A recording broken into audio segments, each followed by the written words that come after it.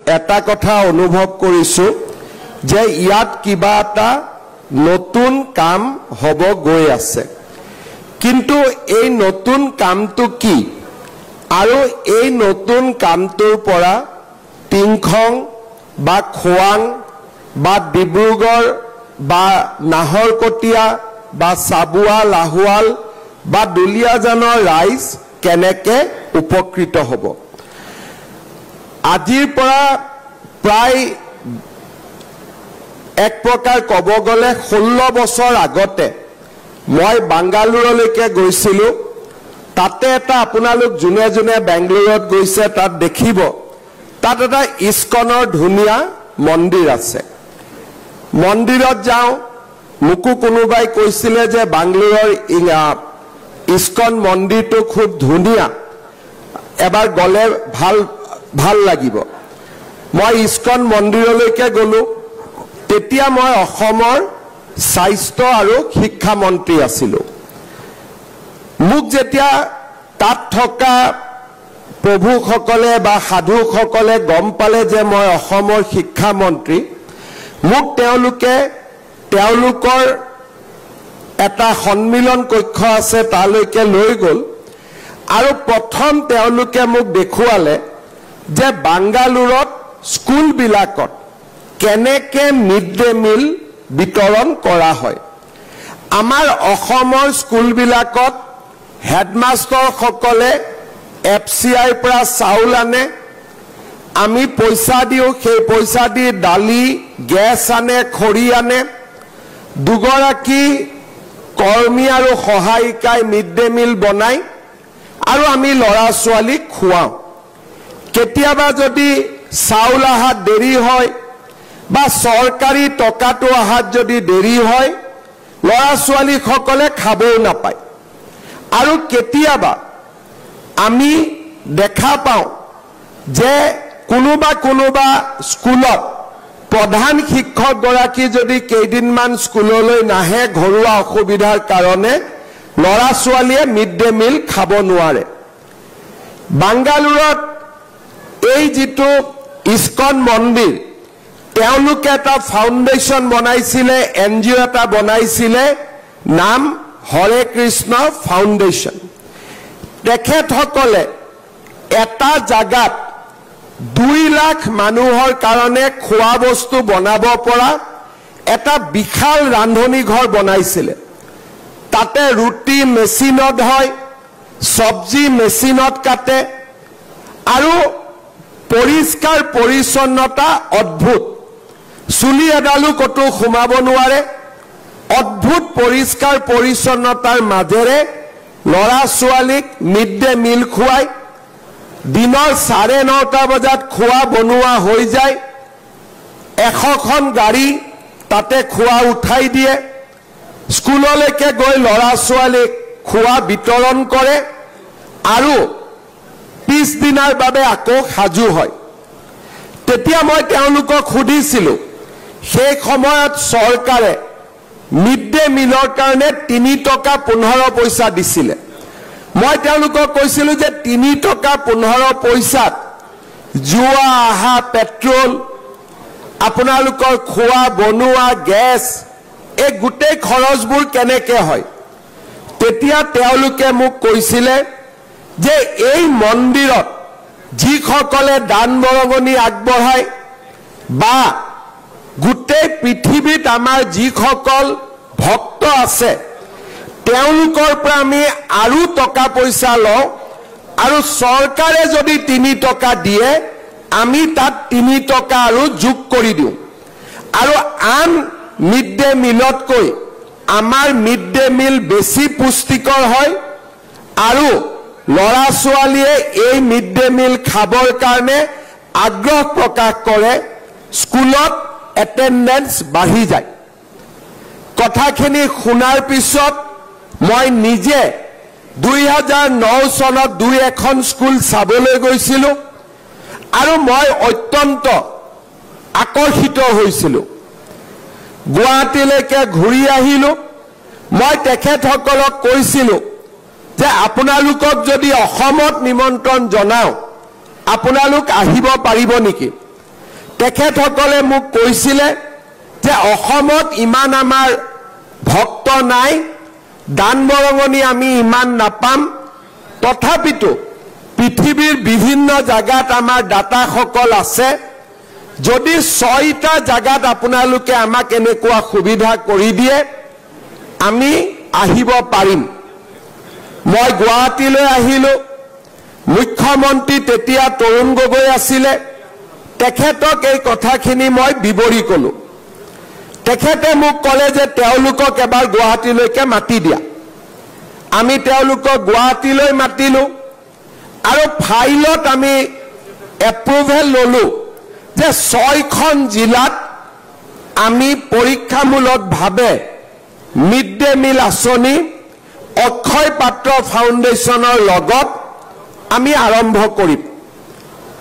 প্ৰস্তুতি চলিলে।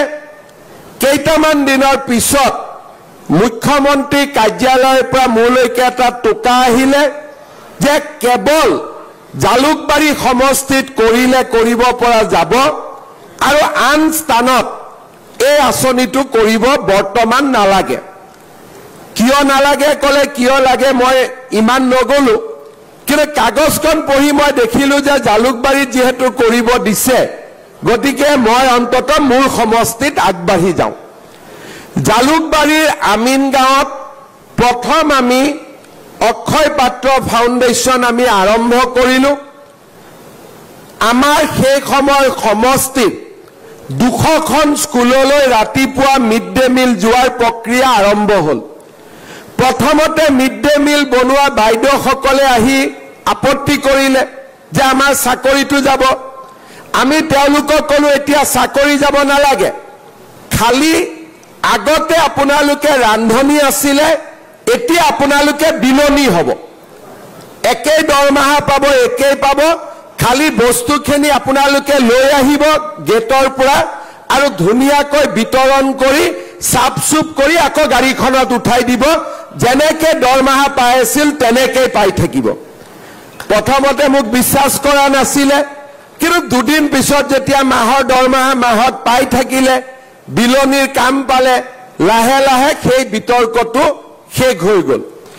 যেতিয়া আমি জালুকবাৰীত আৰম্ভ কৰিলোঁ, মোৰ ওচৰতে হাজো সমষ্টি, হাজোৰ মানুহে আহি মোক ক'লে যে দাদা আমাৰ ইয়াতো কৰিব লাগে, আপুনি শিক্ষামন্ত্ৰী নিজৰ সমষ্টিত কৰিলে কেনেকৈ হয়। লাহেকৈ মই কামৰূপ জিলালৈ আঁচনিখন বঢ়াই দিলোঁ। ৰাজনৈতিক পৰিৱৰ্তন হ'ল, তাৰ পিছত ইয়াক কামৰূপ মহানগৰ জিলালৈ আগুৱাই দিলোঁ। 2খন জিলা আমাৰ হৈ গ'ল। 1 লাখ ল'ৰা ছোৱালীৰ একেলগে খোৱা বস্তু বনাব পৰা আমি আমিন গাঁৱত ডাঙৰ কিটচেন বনালোঁ। আপোনালোকে কেতিয়াবা গুৱাহাটীত গ'লে দেখিব, পৰিষ্কাৰ পৰিচ্ছন্নতাৰ কোনো শেষ নাই। যেতিয়া কোভিড আহিলে, গুৱাহাটীৰ যিমান কোভিডৰ আমি চেণ্টাৰ বনাইছিলোঁ, এই অক্ষয় পাত্ৰ ফাউণ্ডেশ্যনৰ পৰা আমি তালৈকে খোৱা বস্তু পঠিয়াইছিলোঁ, কাৰণ তেতিয়া স্কুল কলেজবোৰ বন্ধ আছিল। যেতিয়া লাহে লাহে বিজেপিৰ চৰকাৰ খোপনি পুতিলে, আমি যোৰহাটত এই চেণ্ট্ৰেলাইজ কিটচেনৰ কাম আৰম্ভ কৰিলোঁ। এতিয়া অসমত 3খন জিলাত, কামৰূপ জিলা, কামৰূপ মহানগৰ জিলা আৰু যোৰহাট জিলাত এই আঁচনিটো আৰম্ভ হ'ল। কিন্তু মোৰ মনত লাগি আছিলে যে 6খন আমি কৰিব লাগে। যোৱা বছৰ আমি মাজুলীত কিটচেন বনোৱাৰ কাম আমি আৰম্ভ কৰিলোঁ আৰু এইবাৰ অলপ সাহস কৰি আমি নলবাৰী জিলা, তেজপুৰ জিলা, ডিব্ৰুগড় জিলা আৰু লখিমপুৰ জিলাত এই আমি কিটচেনৰ জৰিয়তে মিড ডে মিল দিয়াৰ ব্যৱস্থা আৰম্ভ কৰাৰ বাবে আমি সিদ্ধান্ত ল'লোঁ। ৰাজ্য চৰকাৰে কিটচেনটো বনাই দিব আৰু হৰে কৃষ্ণ ফাউণ্ডেশ্যনে চৰকাৰে দিয়া টকাৰ ওপৰত অতিৰিক্তকৈ টকা দি তেওঁলোকে এই পাত্ৰ ফাউণ্ডেশ্যন আৰু ৰাজ্য চৰকাৰৰ সহযোগত মিড ডে মিল আঁচনি যোগান ধৰিব। আমাৰ LP স্কুলত চৰকাৰে 6 টকা 78 পইচা দিয়ে। ইয়াৰ লগত অক্ষয় পাত্ৰই 5 টকা 72 পইচা যোগ দিব। এতিয়াৰ পৰা ডিব্ৰুগড় জিলাৰ গোটেই কেইটা সমষ্টিতে 6 টকা 78 পইচাৰ পৰিৱৰ্তে লৰা ছোৱালীয়ে 12 টকা 50 পইচাৰ প্ৰতিদিনে মিড ডে মিল খাবলৈ সক্ষম হ'ব। তাৰ মানে খাদ্য পুষ্টিকৰ হ'ব আৰু গাড়ীখনতো ইয়াতে যিটো ইয়াৰ পৰা দুলিয়াজানলৈ লৈ যাব গোটেইটোৰ হট চেম্বাৰ থাকিব। তাৰমানে যি গৰম ইয়াত আছে স্কুললৈ গৈ একেটা গৰমে গৰমে তাতে গৈ খোৱাখিনি পাবগৈ। আৰু ইউপিত আপাৰ প্ৰাইমেৰীত আমি চৰকাৰে 10 টকা 70 পইচা দিওঁ, হৰে কৃষ্ণ ফাউণ্ডেশ্যনে 2 টকা 33 পইচা দিব আৰু আপাৰ প্ৰাইমেৰীটো আমি 12 টকা 50 পইচাকৈ আমি ল'ৰা ছোৱালীক প্ৰতিদিনে মিড ডে মিল আঁচনি দিবলৈ সক্ষম হ'ম। ডিব্ৰুগড় জিলাত কোনোবা ব্যক্তিয়ে যদি ভাবে যে মোৰ আজি জন্মদিন, মই টিংখঙৰ ছাত্ৰ ছাত্ৰীসকলক এটা ৰসগোল্লা পঠিয়াব খোজো, খোৱাঙৰ ল'ৰা ছোৱালীখিনিক মই অতিৰিক্ত কৰি আজি এটা মিঠাই খুৱাব খোজো, পায়স খুৱাব খোজো, ইয়াত আহি আপোনালোকে কৈ দিলে নতুন পইচাখিনি দিলে টিংখং আৰু খোৱাঙৰ প্ৰতিগৰাকী ছাত্ৰ ছাত্ৰীলৈকে অকণমান পায়স আপোনাৰ জন্মদিনৰ দিনাখন আমি পঠিয়াব পাৰিম। বোলে মোৰ আজি মন আছে ডিব্ৰুগড় মেডিকেল কলেজৰ পেচেণ্টখিনিক, ৰাজগড় FRUৰ পেচেণ্টখিনিক মোৰ জন্মদিনৰ দিনাখন মই খুৱাব খোজো, ইয়াতে আহি কৈ দিলে আপোনালোকক অতিৰিক্তকৈ খোৱা বস্তু বনাই দিব, আপোনালোকে গৈ তাতে খোৱা বস্তুখিনি পেচেণ্টসকলক খুৱাব পাৰিব। আমাৰ গুৱাহাটী মেডিকেল কলেজত কোনে দিছে কি কৰিছে মই নকওঁ, সেইখিনি ৰাজনৈতিক হ'ব। গুৱাহাটী মেডিকেল কলেজৰ পেচেণ্টৰ এটেণ্ডেন্সসকলৰ বাবেও আমাৰ অক্ষয় পাত্ৰই প্ৰতিদিনে খোৱা বস্তু বনাই দিয়ে আৰু তাতে গৈ বিতৰণ কৰা হয়। অৰ্থাৎ যিসকলে মানৱ সেৱা কৰিব খোজে তেওঁলোকৰ বাবেও ইয়াত এটা নতুন ৰাস্তা মুকলি হয়।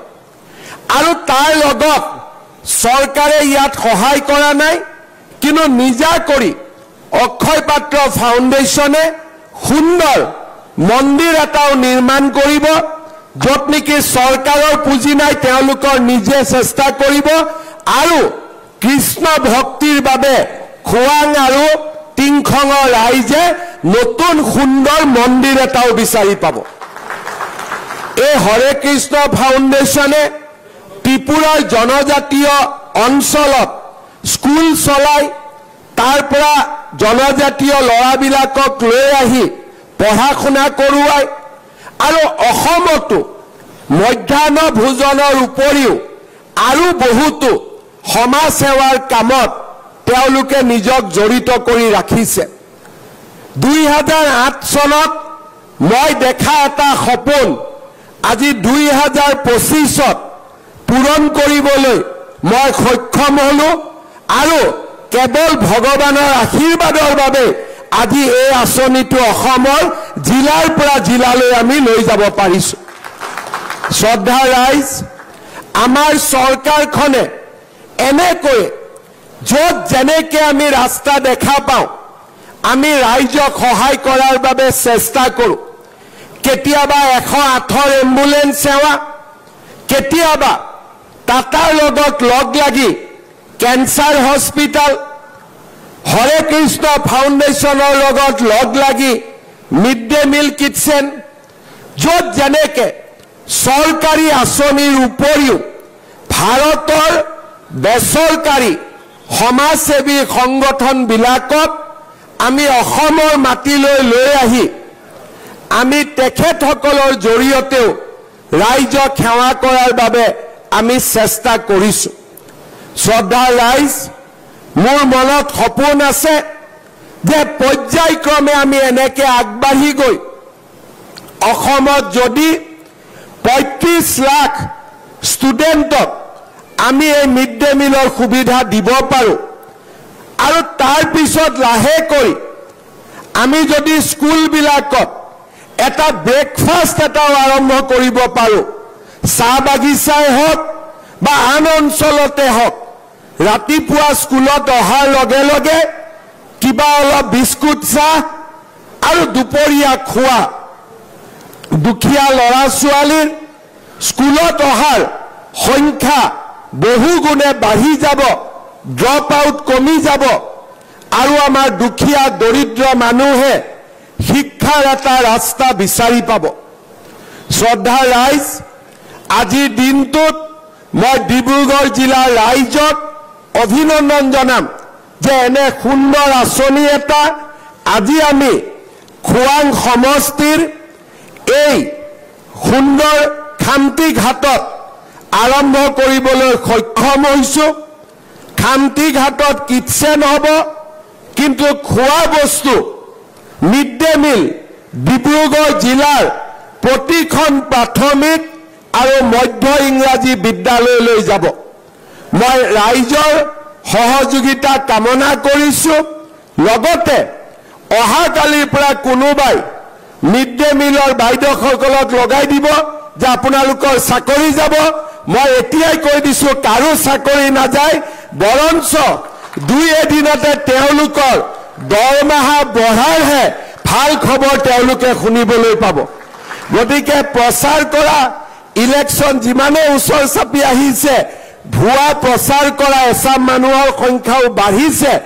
ইয়াতে যিহেতু আমাৰ গাঁও পঞ্চায়ত বুথ কমিটি সকলোৰে ৰাইজ উপস্থিত আছে সকলোৱে যাতে সকলো কথা ৰাইজক সুন্দৰভাৱে প্ৰকাশ আৰু প্ৰচাৰ কৰিব পাৰে তাৰ বাবে এই গোটেই আঁচনিটোৰ বিষয়ে মই অলপ সময় লৈ ৰাইজক বুজাই দিবলৈ চেষ্টা কৰিছোঁ শ্ৰদ্ধা ৰাইজ আমি ডিব্ৰুগড় জিলা আৰু ডিব্ৰুগড়ক অসমৰ দ্বিতীয় ৰাজধানী হিচাপে আগবঢ়াই লৈ যাবৰ বাবে প্ৰয়াস আৰু প্ৰচেষ্টা কৰিছোঁ যোৱাকালি ডিব্ৰুগড় চহৰত নতুন এখন চিটি হস্পিটাল নিৰ্মাণৰ বাবে আমি 206 কোটি টকা মঞ্জুৰি কৰিছোঁ আপোনালোকৰ নিচেই কাষত খনিকৰত অসমৰ ভিতৰতে আটাইতকৈ সৰ্ববৃহৎ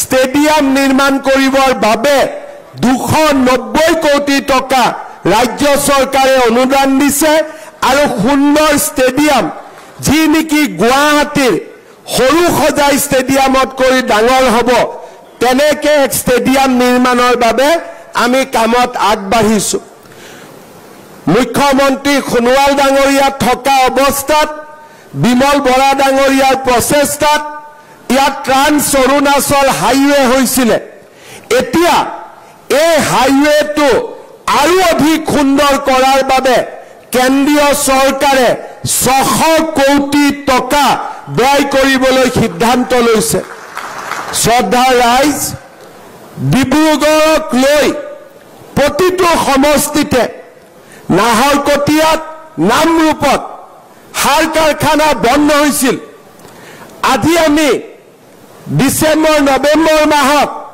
নতুন সাৰ কাৰখানা নিৰ্মাণৰ কামো আৰম্ভ কৰিম আৰু পুৰণা সাৰ কাৰখানাও আমি জীয়াই ৰাখিম আজি এই ধৰণৰ মহতো মহিয়ান ব্যৱস্থা ডিব্ৰুগড়ৰ বিকাশৰ বাবে আজি ৰাজ্য চৰকাৰে গ্ৰহণ কৰিছে আৰু অনাগত দিনত এনে বহু আঁচনি আপোনালোকে লাভ কৰিবলৈ সক্ষম হ'ব আমাৰ ইয়াতে আজি বুথৰ সভাপতিসকল উপস্থিত আছে পঞ্চায়তৰ বিজয়ী বিজিত প্ৰাৰ্থীসকল উপস্থিত আছে মই 4টা চৰকাৰী আঁচনিৰ ওপৰত আপোনালোকৰ সহযোগিতা কামনা কৰিম আপোনালোকে জানে যে অৰুণোদয় 3 আঁচনিৰ ডিজিটাইজেশ্যনৰ প্ৰক্ৰিয়া সম্পূৰ্ণ হৈছে কিন্তু প্ৰত্যেকটো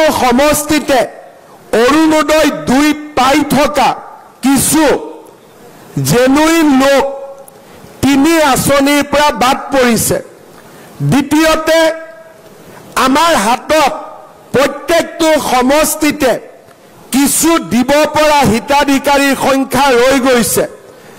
আমি যাতে নতুন অৰুণোদয় অতি সোনকালে আৰম্ভ কৰিব পাৰোঁ, মই ডিব্ৰুগড়ৰ বিধায়কসকল আৰু আমাৰ কাৰ্যকৰ্তাসকলৰ সহযোগিতা বিচাৰিছোঁ, যাতে 30 জুনৰ ভিতৰত আমি অৰুণোদয় প্ৰক্ৰিয়া সম্পূৰ্ণ কৰিব পাৰোঁ। মুখ্যমন্ত্ৰীৰ মহিলা উদ্যমিতাৰ আমি ইতিমধ্যে তালিকা প্ৰকাশ কৰিছোঁ, কোন মাহত কোন সমষ্টিত আমি এই ধন আমি বিতৰণ কৰিম।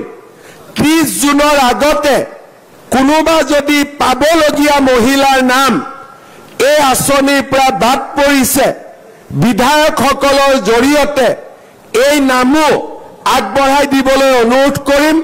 কাৰণ আগষ্ট মাহৰ পৰা জানুৱাৰী মাহলৈ আমি নিৰন্তৰ 125টা সমষ্টিত এই আঁচনিৰ ধন বিতৰণ কৰিম। 30 জুনৰ পিছত তাক আৰু আমি ঠিক কৰাৰ বাবে সুবিধা নাথাকিব। CM ট্ৰিপলে মুখ্যমন্ত্ৰীৰ আত্মনিৰ্ভৰ অভিযানৰো হিতাধিকাৰী নিৰ্মাণৰ কাম বা যোগ্য যুৱকৰ নাম 30 জুনৰ ভিতৰত শেষ কৰিবৰ বাবে মই আমাৰ বিধায়ক আৰু পঞ্চায়ত বা আমাৰ কাৰ্যকৰ্তাসকলক অনুৰোধ কৰিম। ঠিক তেনেধৰণে আমাৰ চৰকাৰে লোৱা প্ৰত্যেকটো আঁচনি আমি যাতে জুনৰ ভিতৰত সম্পূৰ্ণভাৱে জিলা পৰ্যায়ৰ পৰা ইয়াৰ কাম শেষ কৰিব পাৰোঁ, তাৰ বাবে মই আপোনালোকৰ সহযোগিতা বিচাৰিম, যাতে এই কেইটামান দিন আমি খুব সিনচিয়াৰলি চৰকাৰী আঁচনি কেইটাৰ কাম আমি সমাপ্ত কৰিব পাৰোঁ।